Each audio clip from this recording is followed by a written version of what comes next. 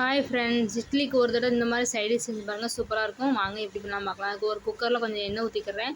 கொஞ்சம் கடுகு, கொஞ்சம் ஜீரகம், கருவேப்பிலை போட்டுக்கலாம். நசுக்கி வச்ச பூண்டை போட்டுக்கலாம். ஒரே ஒரு பச்சை மிளகாய் போட்டுக்கலாம். நல்லா வதக்கிக்கலாம். அதுக்கப்புறம் சின்ன வெங்காயம் நறுக்கி வச்சு, சின்ன வெங்காயம் தான் நல்லா டேஸ்ட் இருக்கும். அதனால் சின்ன வெங்காயம் ஒரு 10 வெங்காயம் நறுக்கி வச்சுருக்கேன், அதையும் போட்டுக்கலாம். நல்லா வதங்கணும். இப்போ கொஞ்சம் உப்பு போட்டுக்கலாம். அதுக்கப்புறம் எடுத்து வச்சு தக்காளியை போட்டுக்கலாம். நல்லா வதங்கினதுக்கப்புறம்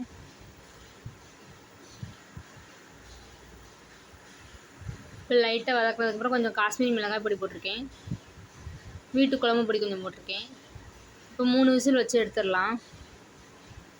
இப்போ ரெடி ஆகிடுச்சு. இப்போ நல்லா மேஷ் பண்ணிக்கலாம். இப்போ இட்லிக்கு ஊற்றி பாருங்கள், செம சைடிஷ் இது.